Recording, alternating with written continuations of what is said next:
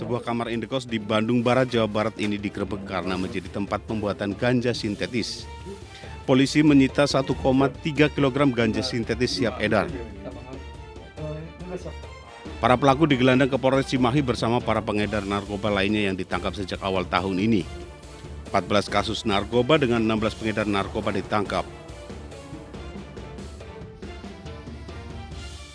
Sebuah bus pariwisata yang mengangkut 16 penumpang rombongan pejabat pemerintah Kabupaten Agam, Sumatera Barat terjatuh ke dalam Sungai Bondar, Batanggadis, Mandeling, Natal, Sumatera Utara. 2 orang terdiri dari supir dan 1 penumpang meninggal dunia, sementara 14 lainnya alami luka. Rombongan merupakan pegawai dari Kominfo pemerintah Kabupaten Agam yang melakukan studi banding ke kota Banda Aceh.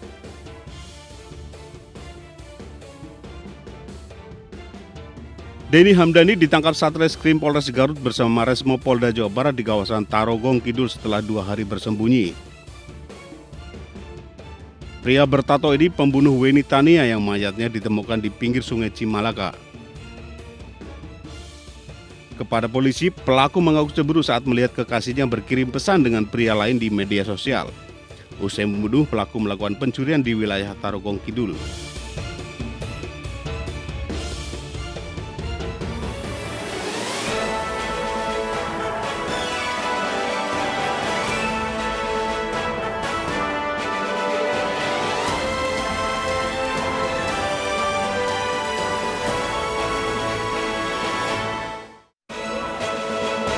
Ustadz Maher Tuwailibi malam tadi meninggal dunia di Rutan Mabes Polri karena sakit.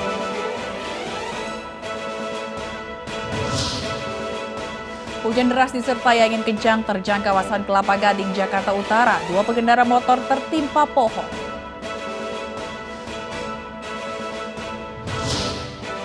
Laporan PBB pekan ini ungkap ratusan tahanan di Afghanistan disiksa di penjara.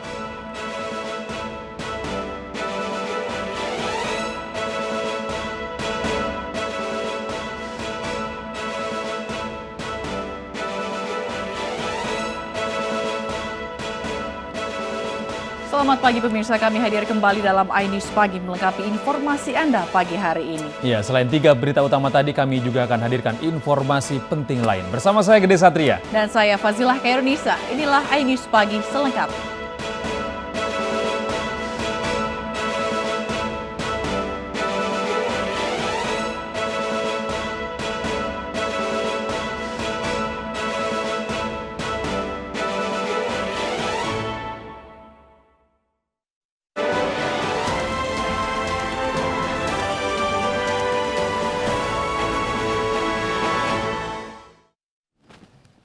Pemirsa, sebuah gudang milik pabrik kemasan makanan di kawasan Cikupa, Kabupaten Tangerang, Banten terbakar. Kebakaran sempat membuat panik karyawan lantaran api besar yang disertai ledakan menyembur dari atap pabrik.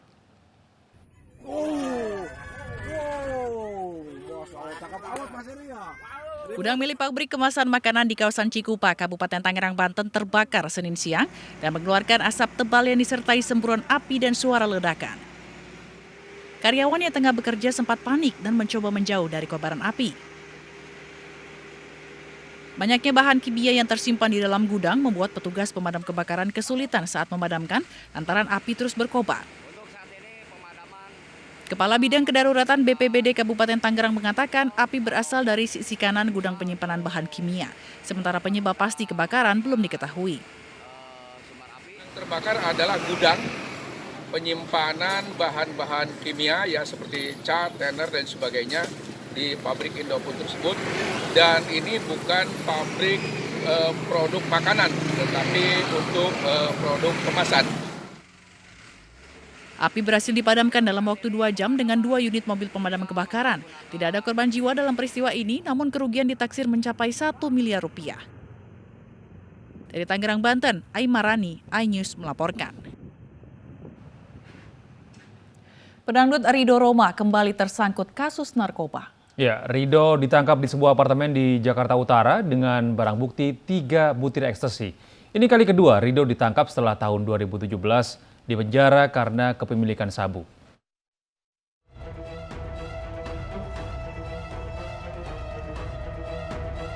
Pedangdut Ridho Roma ditangkap Satuan Reserse Narkoba Polres Pelabuhan Tanjung Priok di sebuah apartemen pada 4 Februari 2021 lalu dengan barang bukti 3 butir pil ekstasi. Berdasarkan tes urin, putra Raja Dangdut Rhoma Irama ini dinyatakan positif mengkonsumsi narkotika jenis amfetamin dan metamfetamin.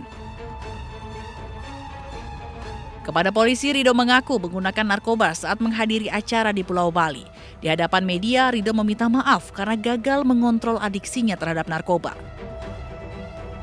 Saya memohon maaf atas kegagalan saya dalam berjuang melawan adiksi saya. Saya memohon maaf kepada yang terutama orang tua saya, Bapak, Mama, kepada rekan-rekan kerja, kepada seluruh penggemar dan juga masyarakat Indonesia.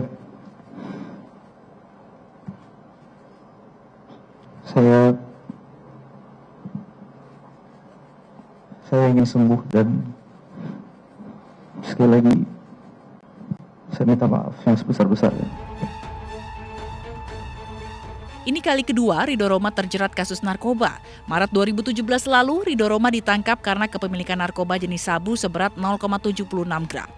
Ridho divonis bersalah dan dihukum 10 bulan penjara dan bebas pada 25 Januari 2019. Namun putusan kasasi memperberat hukuman Ridho menjadi 1 tahun 6 bulan penjara. Ridho pun menyerahkan diri ke Kejaksaan Negeri Jakarta Barat untuk menjalani eksekusi di Rutan Salemba. Pada 8 Januari 2020 lalu, Ridho akhirnya bebas dan mengakhiri masa hukumannya 2 bulan lebih cepat karena memenuhi kriteria untuk cuti bersyarat. Penyanyi dangdut ini seharusnya bebas pada 9 Maret 2020. Ridho menyesali perbuatannya dan berjanji akan melepaskan diri dari jeratan narkoba. Udah sempat bicara sama papa untuk yang waktu yang pertama sama keluarga juga. Saya juga waktu itu bilang sama wartawan juga bahwa nextnya saya nggak pengen bikin papa sama mama nangis lagi gitu. Tapi janji tinggal janji. Bersama 3 rekannya, Ridho kembali ditangkap atas kepemilikan narkoba. Ancaman hukuman 12 tahun penjara kini menantinya. Dari Jakarta, Nadia Valeri, Sigit Aryo, dan Tri Julianti, iNews melaporkan. Pemirsa, polisi menangkap pembuat ganja sintetis atau yang dikenal dengan sebutan tembakau gorila di Cimahi, Jawa Barat. Pelaku mengedarkan narkoba melalui media sosial dengan sasaran anak muda.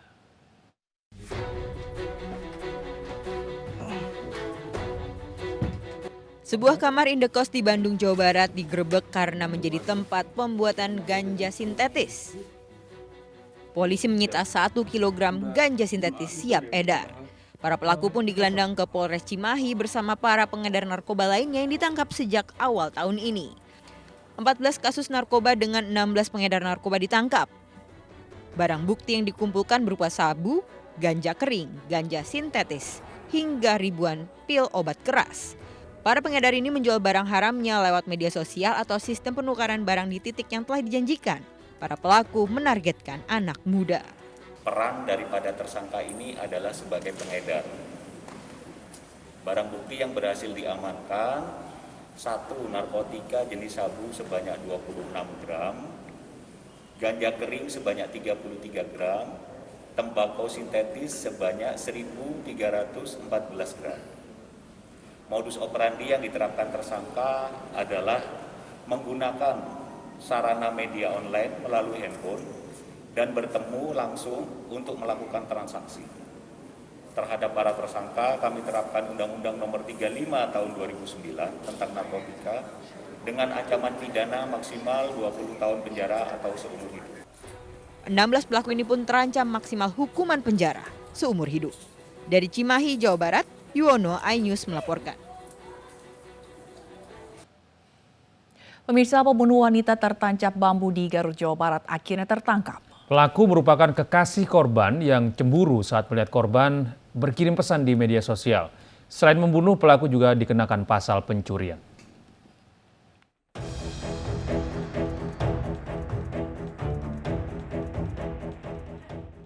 Denny Hamdani ditangkap Satreskrim Polres Garut bersama Resmo Polda Jawa Barat di kawasan Tarogong Kidul setelah 2 hari bersembunyi. Pria bertato ini merupakan pembunuh Weni Tania yang mayatnya ditemukan di pinggir sungai Cimalaka.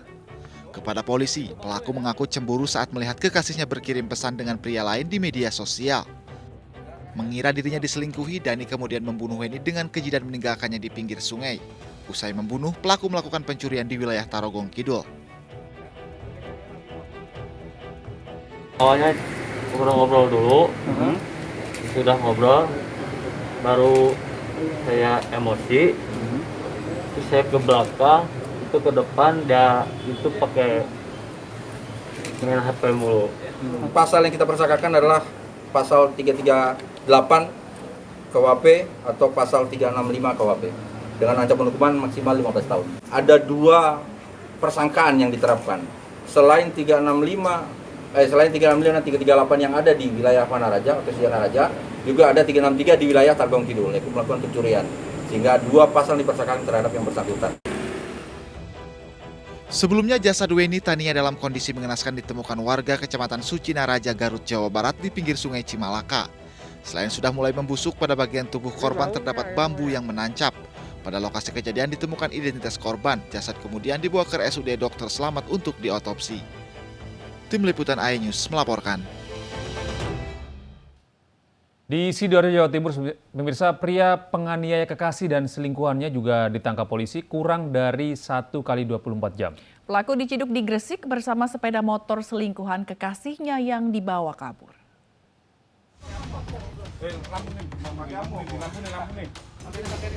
Pelaku penganiayaan Seniwati dan teman prianya saat berhubungan badan di rumahnya di kawasan Balong Bendo, Sidoarjo, Jawa Timur tertangkap. Pelaku dibekuk di kawasan Gresik saat melarikan diri dengan sepeda motor korban dalam kurun waktu kurang dari 24 jam. Cinta segitiga yang melibatkan Seniwati, Misto, dan JP itu berujung petaka. Pasalnya saat Seniwati tengah memadu kasih bersama Misto di dalam kamar dipergoki JP. Dibakar api cemburu, pelaku mendobrak masuk dan menganiaya kedua korban hingga kritis. Usai penganiayaan, JP kabur membawa sepeda motor Mito ke Gresik. Dari tangan pelaku, polisi menyita linggis yang digunakan untuk memukul korban dan 2 unit sepeda motor. Untuk motifnya jelasnya ini adalah asmara dan cemburu ya. Karena yang semula dia itu janjian dengan tersangka, ternyata dia ngajak pacarnya yang lain, terus kemudian sampai dengan melakukan hubungan badan tanpa sepengetahuan dari si tersangka, kemudian dia melakukan pemukulan tadi itu. Sebelumnya, janda yang dikenal sebagai penjahit dan Seniwati ini ditemukan terluka parah bersama teman prianya Misto di dalam kamar. Korban dilarikan ke Rumah Sakit Anwar Medika Krian dengan luka parah di bagian kepala dan sejumlah anggota tubuh lainnya. Dari hasil olah tempat kejadian perkara, polisi segera mengetahui identitas pelaku yang tak lain juga kekasih Seniwati. Dari Sidoarjo, Jawa Timur, Tim Liputan Kontributor iNews melaporkan. Pemirsa, produksi dan edarkan tanpa izin home industry kosmetik palsu di Padalarang, Bandung Barat digerebek. Meski tidak ditemukan zat berbahaya, namun tindakan pelaku dianggap melanggar hukum.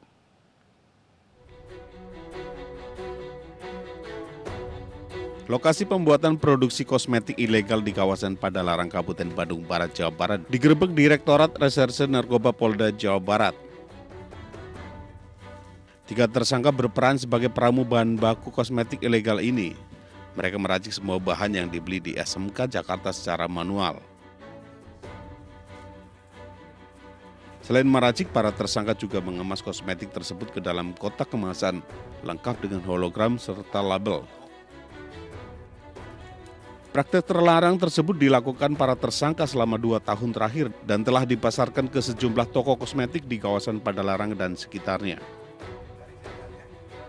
Selain tidak memiliki izin produksi, industri rumahan ini juga tidak mengantongi izin edar dari Balai Besar Pengawas Obat dan Makanan.